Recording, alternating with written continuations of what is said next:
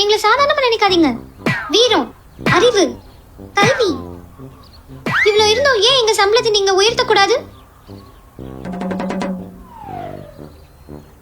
அப்ப சரி, ஒரு கேம் விளையாடலாமா? நான் சொல்ற 5 சென்டென்ஸை ரிப்பீட் பண்ணும். வின் பண்ணா உங்க சம்பளத்தை உயர்த்தி தரேன்.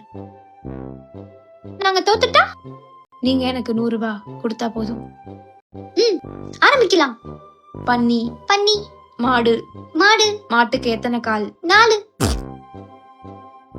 மாட்டுக்கு எத்தனை காலும் ஒரு சென்டென்ஸ் தான். காசு குறி. இன்னும் ஒரு வாட்டி. பன்னி, பன்னி. மாடு, மாடு. மாட்டுக்கு எத்தனை கால்?